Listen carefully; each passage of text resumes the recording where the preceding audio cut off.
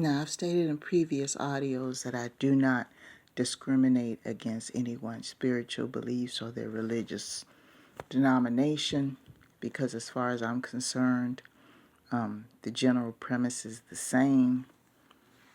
There's a higher power that we all believe in, regardless of the name, creed, sex, or color.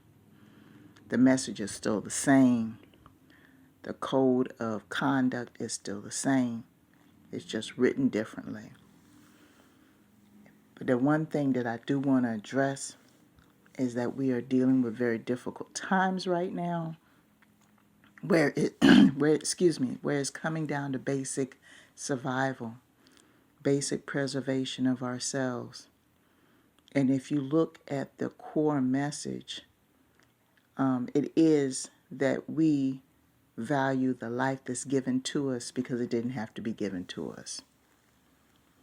But there are actually people who profess that they believe in this higher power, who are trying to tell people not to do what is necessary to take care of that life, not to do what is necessary to make sure that they live. And I'm not just talking about one thing. We do have a health crisis going on, so I'm not going to get into that. But you guys know what my point of view is about that. I believe any type of preventive measure that will help you live should be taken. If you choose not to, that's your business. That's a risk that you're willing to take. That's fine.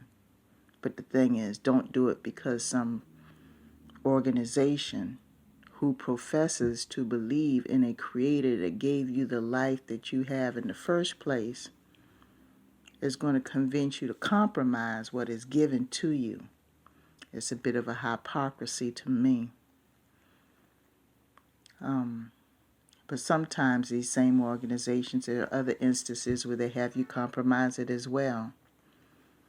Let's say, for instance, you're supposed to participate in certain rituals like, fasting. I don't have a problem with fasting. But some of them want you to do extreme fasts. Some people are not medically equipped to do that. Some people have underlying conditions where they're not equipped to do long fasts, but yet some of them that I know for a fact, and I know a couple of people personally, have life-threatening conditions where they are required to have some kind of nutrition every single day. Some of them throughout the day in order to live because of a medical condition. But they'll engage in the practice of long fasts and everything else, and in a couple of cases they wind up in the hospital. But they say they're satisfied with that. That's a gamble. They could have died. They could have died, excuse me. Or it could be a financial situation. There's a lot of that going on too. There's nothing wrong with donating to your cause. It's in the scriptures that you do so. But there are some people that are donating to a cause and don't have their own basic needs taken care of. I have a problem with that. I have a problem with you not having electricity in your house in the middle of a heat wave because you took the money that was supposed to be paid for an electric bill and gave it to your religion. Now, the place where you worship has all the electricity in the world. It has everything that you don't even have in your own home. Now, if that one instance is a situation where it's an emergency, where you got to take care of your basic needs, and you know you got to take that extra money that one time to go ahead and take care of that, I do not think that your higher power, your creator, your spirit guide, your leader, your spiritual leader is going to sit there and condemn you for taking care of the basics that you were blessed with that one time, and not give it to your religion. But there are people that are doing it every day. I say this to say this, people.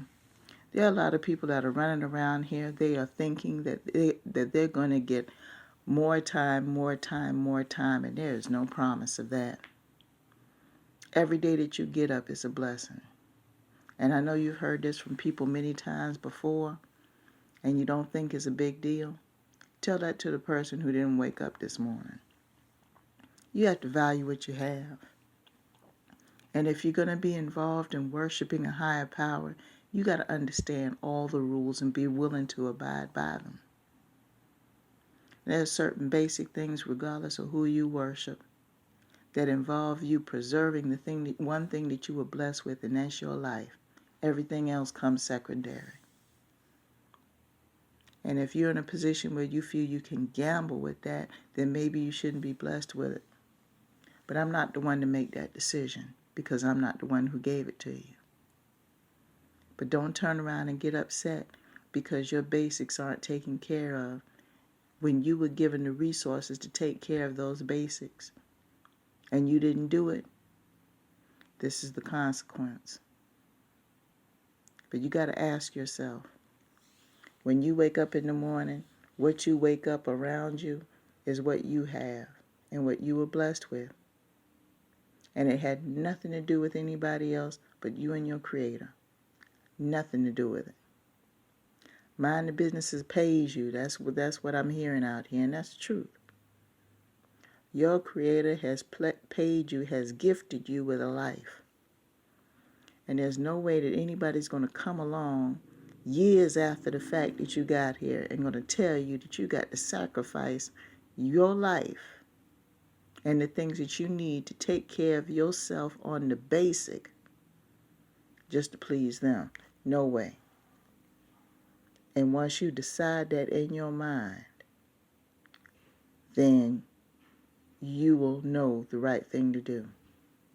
The world's not going to end if you change your mind about serving that purpose. There are other places you can go, other ways that you can exercise your spirituality with other people in other locations. No doubt about it. You don't have to be there. But keep gambling with your life and keep gambling with your basics. One day you're going to lose. Just saying.